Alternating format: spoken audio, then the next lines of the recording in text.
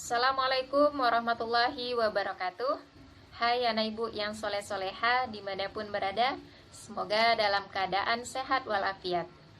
Di video kali ini kita akan membahas tema 1, subtema 1, pembelajaran 5 dan 6.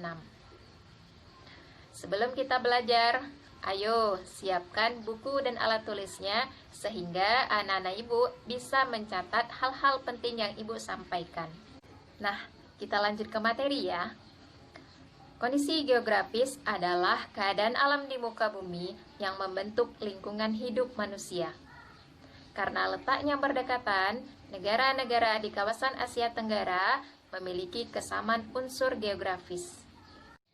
Nah, kesamaan unsur geografis yang pertama adalah keadaan iklim. Secara astronomis, wilayah Asia Tenggara terletak di antara 28 derajat lintang utara sampai 11 derajat lintang selatan, sehingga sebagian besar wilayahnya beriklim tropis. Hanya Myanmar bagian utara yang beriklim subtropis. Yang kedua, kondisi tanah di Asia Tenggara ada dua macam, yaitu tanah vulkanik dan tanah aluvial. Tanah vulkanik adalah tanah yang berasal dari letusan gunung berapi. Tanah ini subur dan cocok untuk pertanian. Biasanya terdapat di Indonesia, Thailand, Malaysia, dan Myanmar. Kemudian, tanah aluvial adalah tanah endapan oleh aliran sungai. Tanah ini subur dan baik untuk pertanian.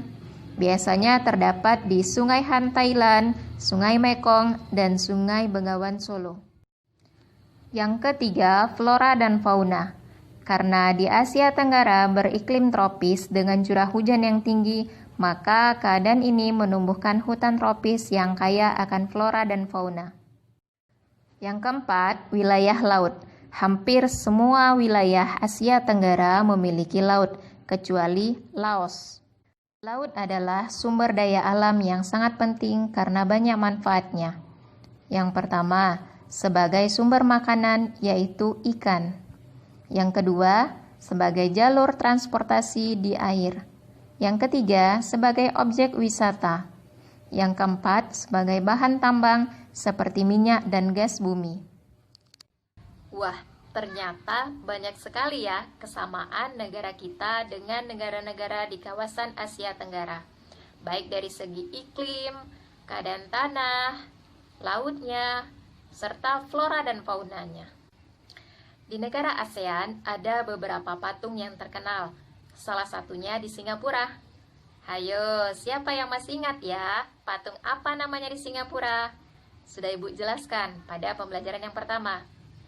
Jawabannya yang benar adalah patung Merlion. Setelah mendengar penjelasan dari Ibu, sekarang anak-anak Ibu silahkan kerjakan latihan pembelajaran yang kelima berikut ini.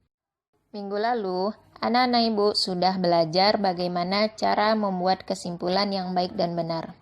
Nah, sekarang tugas pembelajaran yang keenam adalah membuat kesimpulan dari teks berikut ini.